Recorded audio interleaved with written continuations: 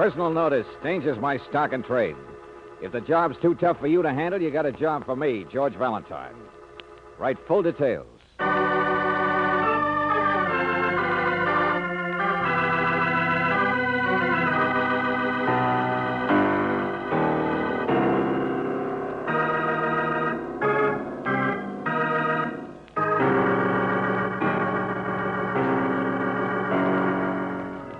Standard Oil Company of California, on behalf of independent Chevron gas stations and standard stations throughout the West, invites you to Let George Do It.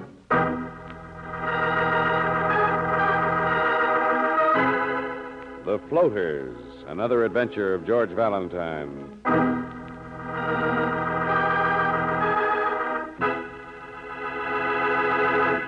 Dear Mr. Valentine, nice Mr. Valentine, please. Hey, who is this?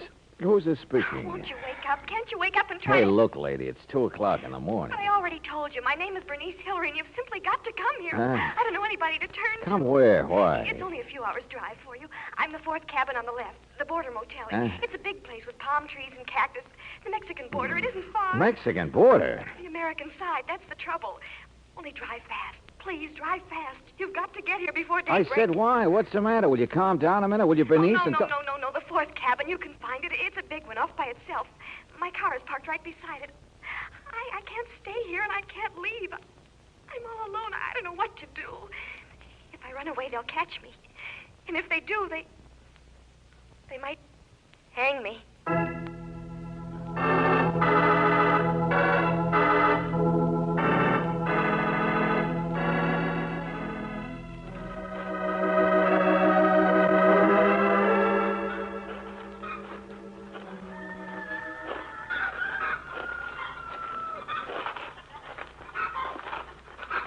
It wasn't much of a drive. Oh, no. No, this doesn't look like much of a place either, does it, Brooksy? Yeah, might have been once. Nobody awake but us chickens. Here, that's the 3rd cabin. Uh-huh. Yeah, the motel's all run down. Yeah. Business on the border must be slacking off. Hey, wait a minute. Here's her car. If it is, she certainly doesn't need anybody's help. Enough chromium to start a bicycle shop. Yeah. Come on, let's take a look. Probably locked, George. No, it isn't. It's what? Excuse me, senor. No, you don't. This isn't a drive-in movie, Buster. What are you doing sitting in that car? Excuse, I said, chump. Slow down, will you? Senor, I take it back. You don't excuse. Okay. Okay, you don't, but the senorita will. Excuse me. Hey, you... Oh, what a chump. George, are you all right? Oh, yeah, sure. Nobody here but us chickens, huh? First one I ever saw with a mustache. He tried to hide when we came along. But here, see? He'd been rifling the dash compartment. Yeah. Hey, the car's registered to Miss Bernice Hillary, St. Paul, Minnesota. Well, Brooksy, she's a long way from home.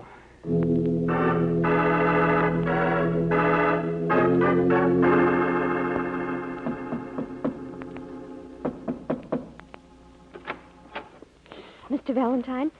Miss Brooks, that's right. Yeah. You're Bernice, aren't you? Mm-hmm. Come in. Okay. Now, will you please... You got here before sunrise, didn't you?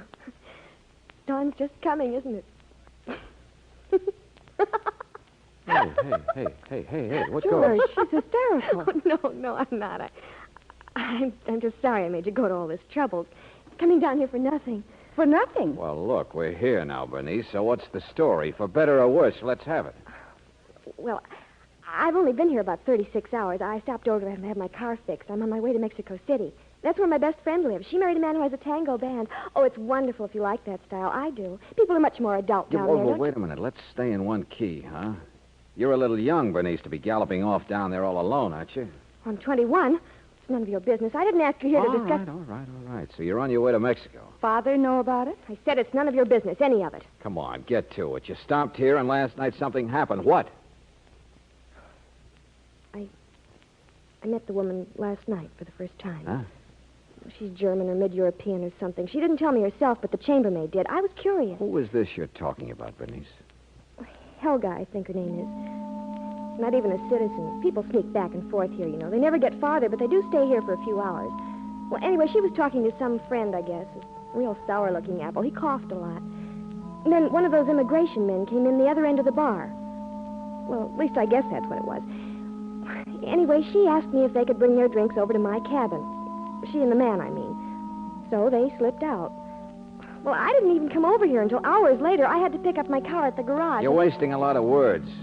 Are there 2 rooms in this place? Mr. Valentine, I started to go to bed in here. I'd forgotten all about those 2. No, wait a minute. Other rooms through here, I guess, huh? No, wait, please. I didn't have anything to do with it. Not anything. I just opened the door. I'll look for myself, thanks. I catch on fast. But I see what you mean. They're both dead.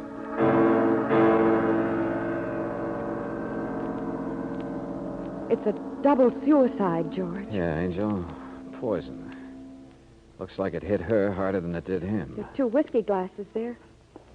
This little box is what it must have been in. Ew. Not almonds, but it's something that smells a little like it. Mm-hmm. There he is in the chair. Looks like maybe she changed her mind when it was too late. Tried to make it to the phone. I didn't see all that at first. Can you blame me? All I could see was something dark, and I touched it, and she was dead. And... Yeah, well, never mind, Bernice. Who's the manager of this motel, the owner? Wait. Fred Dexter, I think that's it. Go find him, will you, Brooksy? Yeah, sure, George. Washed out looking blonde. Muddy skin, cheap clothes. So that's Helga, huh? She was a sad sort of person, I guess. Chambermaid says she's been trying to get into the country for months legally. It's only a few blocks. She'd sneak over this far in evenings sometimes. Sure, I know. To pretend she was already an American instead of a floater in nowhere, living with the chickens on a dusty border waiting for some quota. Yeah, lots of people like that nowadays, Bernice. Waiting at the Golden Gate. Guy looks about the same. Holes in his shoes. Skinny, gray hair. You said he coughed a lot. I don't know who he is. I don't know and I don't care. That's why I sent for you, Mr. Valentine, to tell the police. Yeah. You get mixed up in anything, and your father or whoever it is will find out where you are, haul you back to St. Paul. Look, I'll pay you $1,000. It's written all over you, Bernice.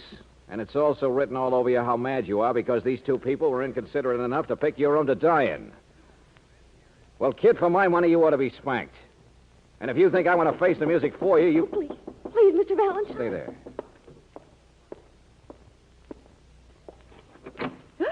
Well, early caller. I guess I got the wrong cabin. No, wait a minute. Looking for Miss Hillary? This ain't the cabin I thought it was. Really, it ain't. You work here, don't you? You're the chambermaid. Look, mister, is Helga there? Helga? Yeah, she's here. Why?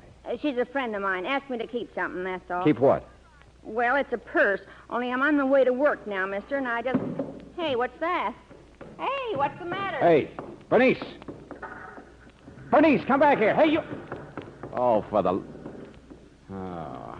Okay, chambermaid, come in here, will you? Come on. Who? What are you talking about? Well, the chambermaid, she was just here. What do you think this is, Waldorf Towers? Dexter's my name, Fred Dexter. Yeah, I figured. But where is... That's Janie, laundress, cook, bottle washer.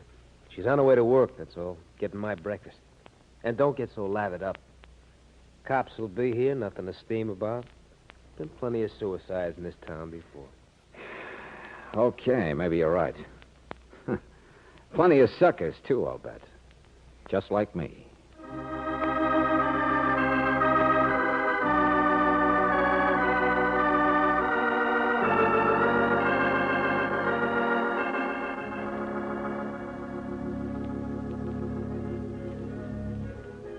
Well, we call the police, Mr. Valentine. Now we'll just wait. What about this guy who coughed? Who was he? He and that Helga dame, birds of a feather. Nothing to live for, and they flock together. It's easier to drink your last toast if there's somebody with you to keep your courage up. She never would have been admitted, made the quota, so... Why not? Yeah, but I said, what about him? Who was he? You're stubborn. Why don't you leave well enough alone? That's what the people do down here. That crazy dame who skipped out on a bill, Bernice Hillary, forget her. You can't get far. If they do find her, there's nothing to say. It's a closed case. Buster, for the 10th time... I'm just passing some advice. The guy who coughed, I don't even know his name. Seen him a number of times the past few years. He was an American citizen, wasn't he? Oh, sure. But he was sick, broke. Lived on sleeping pills, whiskey, and dreams. Always been that way. Border case. Came here to get rich and didn't. There's a lot of money floating back and forth, you know, if you're smart enough to latch on to something. He wasn't. Are you? Look at this rat's nest. I had big ideas once. Thought I might latch on to something. Oh, skip it. Okay, that Mexican mustache who hit me. How about him? I never saw him in my life. Okay, then this woman Janie who works for you. She's fat, reads movie magazines. I know what she's like. I just want to know where she lives. You mean a room? Where is it? How should I know? In town someplace. Why? You want a date? I'm going to do a little floating around myself, Buster. Maybe I can latch onto something.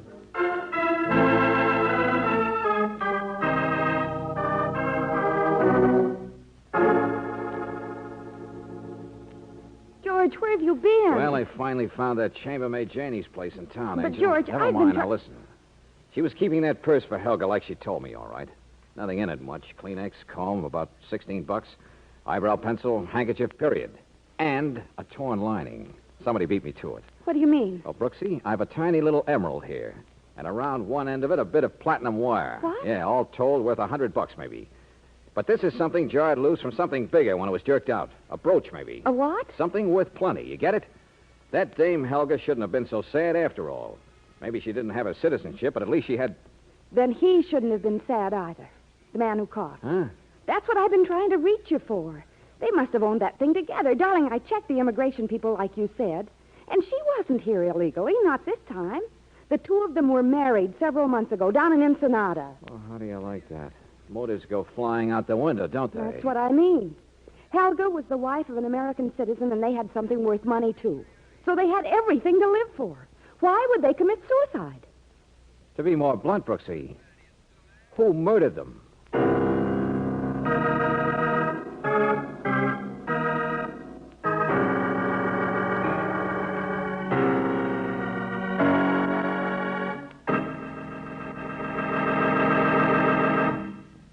We'll return to tonight's adventure of George Valentine in just a moment.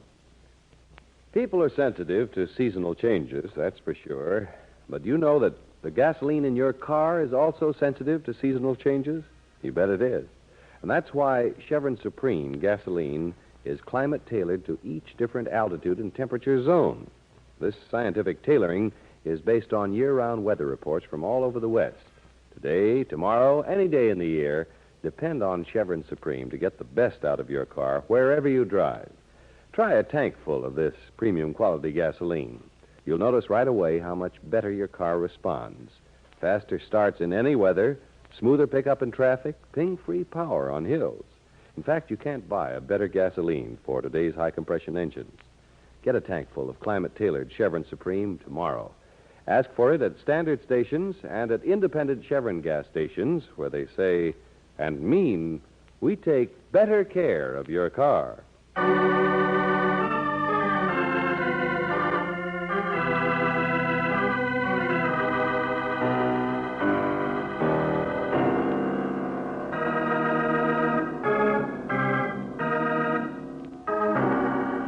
And now, back to tonight's adventure of George Valentine. The border between countries that collects the floaters from both sides like flies in dust against a screen. Only some of them don't get away. Like the mid-European Helga and the sad man who coughed. Yes, the couple who at first you thought had entered into a suicide pact, only now you realize they were both murdered. And right in the motel cabin of your client, Bernice Hillary, who has since disappeared. Only who committed murder and why? Look, mister, I told you the truth, didn't I? Why should I lie? I don't know, Janie. Why should you? But sure I knew they was married. Helga and that mopey-looking thing, but what of it? She's been married before. And I don't see what she's seen in the guy anyway. Did you tell the police you knew? No, I didn't. Why not? Why should I? So they didn't ask me. Uh-huh.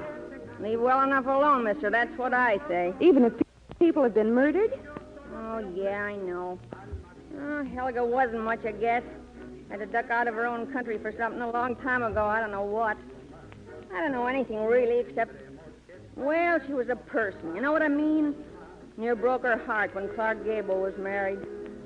Sort of liked her. Ah, all right, Jenny. She was a friend of yours, period. And yesterday when she and her husband came in, she gave you her purse and asked you to keep it for her. I wonder why. Well, holy gosh, how should I know? It's a tough town.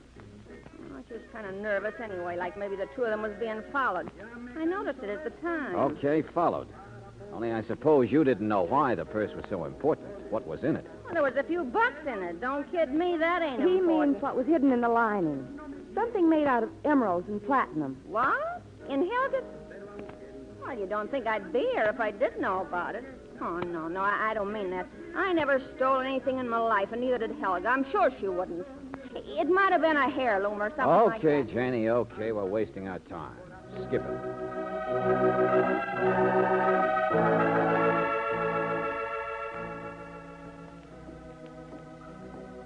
Well, George, what are you going to tell the police? Everything I know about it, but I wish it were more.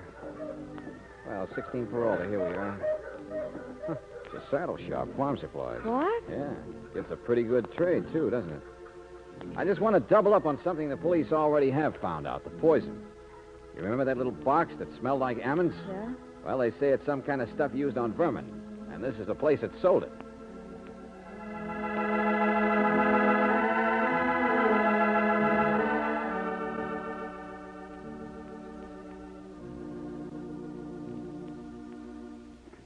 I told the police, Mr. Valentine. Don't remember much. Hot day for this time of year. Well, did a man buy it or a woman? Afternoon there, Fred. Nice weather. What did you say? Was it a man or a woman? Lipstick. What? Fished out some change, out dropped a lipstick. I know, 'cause I picked it up to hand it back. Afternoon, Mr. Gonzalez. George, so it was a woman. No, man. Man bought it. Okay. Some guy mixed up with a woman. Hey, shut the door back there, will you, Fabio? All these people. What's back there anyway, Mr. Heinrich? Harness room. And a few slot machines, I could see. Well, that's nice. All right, now lady. listen, Buster, make it fast. A man bought the poison yesterday. Who was it? Don't know. It's what I told the police. You mean you run a gambling joint? It's not smart to tell on people. Relax, son, relax. Too hot a day for that. I'm blind. Blind? But I didn't... But you've been saying hello by name to all these people who've been walking back... Old customers, that's all. Recognize their steps. Oh, I see. Okay, I'm sorry. Come on, Brooksy. You're going the wrong way, Mr. Valentine. Harness room is for friends. Oh, I got some money to throw away. Okay, friends. Thanks. Only, Brooksy, maybe you better... No, there's a ladies' table. Help yourself. George, why are we When going... that door was open, I saw a guy, Angel, the far end of the room, sitting right by the window. A guy with a mustache.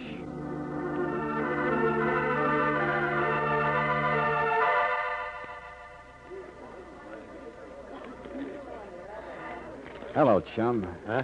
Having nice cards? Senor, no, I'm not playing now. I am. Come on outside. I want to talk.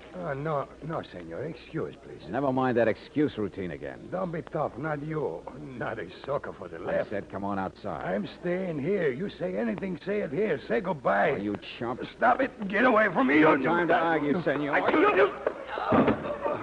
Take it easy. Just a friendly little spat, folks. That's all.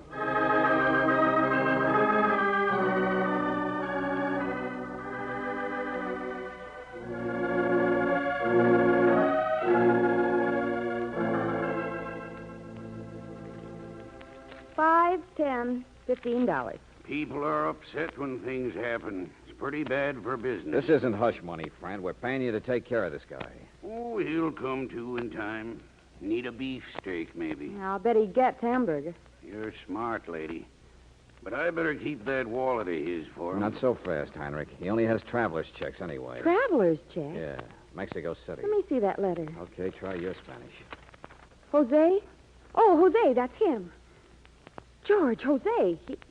He's a detective. What? Be good reward in it if you can trace for me. Darling, he was on the trail of an emerald brooch. So that's what it was. Emerald brooch stolen, George. Go on. From, Anyway, some, you pronounce it, jewelry store, Mexico City. 2 months ago, signed by an insurance company. That's it. So Tough Boy here's a detective. He must have been looking in Bernice Hillary's car for the brooch. Hey, wait a minute, Angel. What are you talking about? Jose didn't start swinging till I tried to get him outside, to get him to move, to get him away from his chair by the window. Why? So that's what he was watching. Chromium. That old garage across the alley. George, that's Bernice Hillary's car.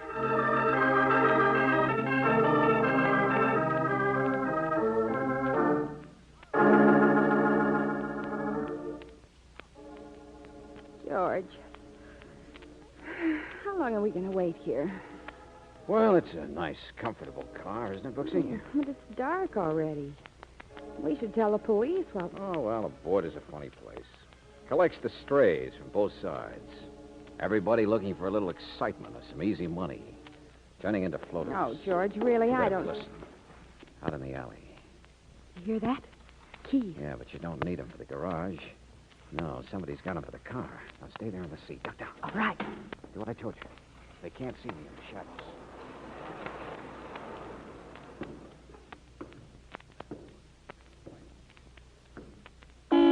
What the? Who's in there? Easy, Buster. I'm right behind you. Oh. Yeah. Now turn around slow, Dexter. Yeah.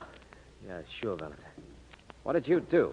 Steal this car? What happened to Bernice? She drove away in the car this morning. What'd you do with her? Brooksy, we know the guy who bought this poison was mixed up with a girl. What? What's that?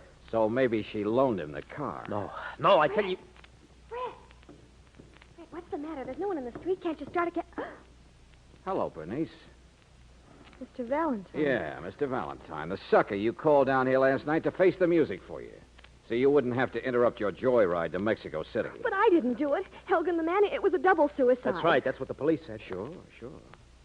Only let's have the brooch. What? I don't know what you're talking about. Mr. Valentine, I know it was silly of me to run out on you like that this morning. I rode around town intending to come back, but Mr. Dexter here saw me. He said I'd just be in more trouble. And he knew a place to hide the car, so I... Right across the alley from the place where the poison was bought? What poison? The poison that killed Helga and her husband. It's a little town. I don't know where else you'd hide a car. You're an old hand around here, Dexter. Only an old hand would know which place has a blind man running it. Convenient, so there wouldn't be any identification. So what? Lots of people know about it. Come on, Dexter, I want the brooch. What brooch? This morning I asked you where Janie lived. You said you didn't know. It took me a little time to find it, and when I found it, I found a certain purse. A brooch had been ripped out of it so fast, part of it stayed behind. In Janie's place. And she said you'd been there George, before. He's holding his hand against his coat pocket. Is it? Brooks, stop! All right, so you got it. Yeah, stolen in Mexico City. Probably by Helga. It was hidden in the lining of a purse yesterday for only one reason, to smuggle it across the border, which she did. So people in this country don't even know about it. It was your big chance, wasn't it, Dexter? So whatever it was. You know what it feels like to sit down here in the dust, losing your dough, and the big chance is floating right past you? Mr. Valentine, I didn't know he had it. Honestly, I didn't. Oh, sure, Bernice. Last night, who besides you knew that Helga and the man could be found in your cabin? Well, it was murder, lady. Plain and simple murder. And the police know it. No. There's a mountain of evidence 14 feet high stacked against the two of you. Look, I took the brooch. But I did it when I thought there was a double suicide. Nobody would know. Evidence or not, I don't know anything about murder. If you ask me, neither does Bernice here. I know it. George. But you said that... I said a lot of things to find out things. Maybe a more complete autopsy and some rigmarole will help. But I gotta hang my hat on a piece of lipstick. And it's not easy. Lipstick? You mean Bernice's lipstick? No. Neither one of you went into action until hours too late. No, there's somebody else, Fred. Two other people. With perfect motives. And their actions check. Who? The man who bought the poison was mixed up with a woman. Had her lipstick in his pocket. Only I happen to remember a comb, some change, handkerchief, eyebrow pencil, period. What's missing from the list? Lipstick. Whose purse was it missing from? Helga. Yeah, a floater, Brooksy, who couldn't stand to share the profits. And the new husband she married to get in this country knew he couldn't trust her to make a split. Sure, Helga and the guy with the cough. The double suicides. How else could it have happened? Did you ever stop to think they could have killed each other?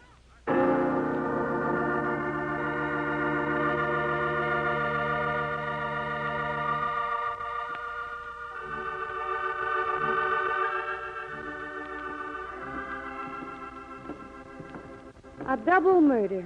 Timed so perfectly it looked like a double suicide. The gingham dog and the calico cat. Yeah. Yeah, the husband was filled up with his own sleeping pills. Helga must have fed them to him earlier in the bar. Then she borrowed Bernice's room so he'd have a nice place to die in without being able to yell for help. And that gave him a chance to use the poison he bought from the blind Mr. Heinrich. Mm-hmm.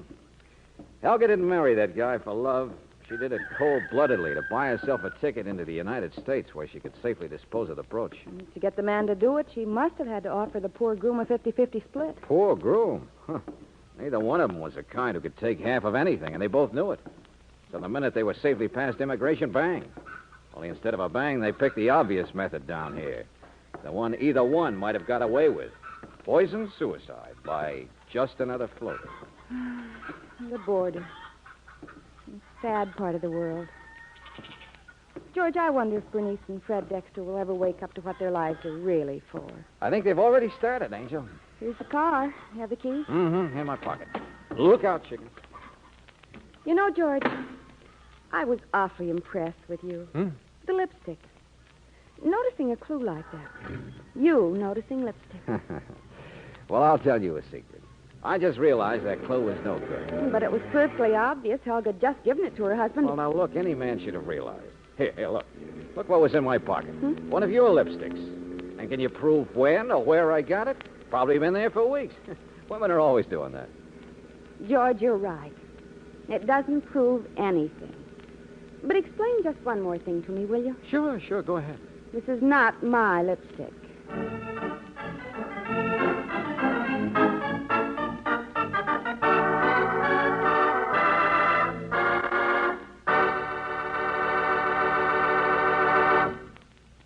Like a rolling stone, a rolling wheel bearing gathers no moss. But when your car has gone 5,000 miles, you can be sure the wheel bearings have been exposed to a lot of grime, moisture, and road dirt. And dry bearings that need repacking are in danger of being ground to pieces by the weight of your car, to say nothing of the uneven tire wear they can cause. So why not play it safe and ask for the protective service offered to you at standard stations and at independent Chevron gas stations. Here, the experts are specially trained to keep your car's wheel bearings in A1 condition. They use only RPM wheel bearing grease, a lubricant that's tailor-made to seal out harmful grit, dust, and moisture. A lubricant that won't harden in cold weather, won't melt in hot weather. So, for your own safety and economy, have your wheel bearings repacked every 5,000 miles. Ask for this protective service at independent Chevron gas stations and at standard stations, where they say and mean, we take better care of your car.